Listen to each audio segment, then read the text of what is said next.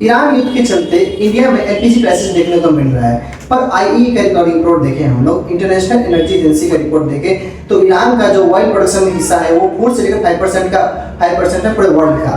95% जो कंट्री है वो USA, Russia, UAE, Qatar, Saudi Arabia, इन सब कंट्री और ओपेक कंट्री का हिस्सा है। लेकिन फिर भी इंडिया में हाईएस्ट एलपीजी क्राइसिस देखने को मिल रहा है। इसके रीजन क्या है? इसके रीजन को अगर हम समझे तो सबसे बड़ा जो रीजन है वो स्ट्रेट ऑफ हॉर्मुज का ब्लॉक होना है। क्योंकि इंडिया का जो इंडियन जो पेट्रोलियम मिनिस्ट्री का रिपोर्ट देखे तो उसके अनुसार इंडिया का जो एलपीजी आता है उसका 90% जो एलपीजी आता है वो स्ट्रेट ऑफ हॉर्मुज से आता है। इसके मेजर रीजन को हम लोग देखें तो सबसे बड़ा जो रीजन है वो स्ट्रेट ऑफ हॉर्मुज का ब्लॉक होना है। क्योंकि स्ट्रेट ऑफ हॉर्मुज से लगभग जितने भी कंट्री बॉर्डर शेयर करते हैं उस हाईएस्ट वर्ल्ड का लगभग 30% से ज़्यादा ऑयल प्रोडक्शन में उनका हिस्सा है। और इंडिया लगभग 90% के आसपास LPG import straight of Hormuz से ही करता है।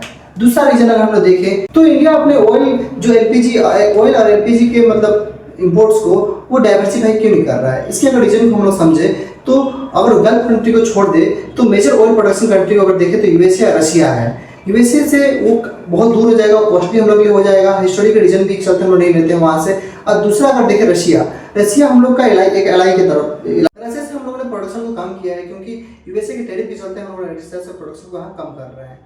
इसके अलावा छोटे मायने मतलब अगर देखें तो अफ्रीका और साउथ अमेरिका भी कुछ स्टेक रखते हैं, लेकिन वहाँ के जो क्रूड ऑयल है वहाँ पर क्रूड ऑयल में थोड़ा सा डिफरेंस देखने को मिलता है जो हम लोग की रिफाइनरी के लिए, इंडियन रिफाइनरी के लिए थोड़ा सूटेबल नहीं है।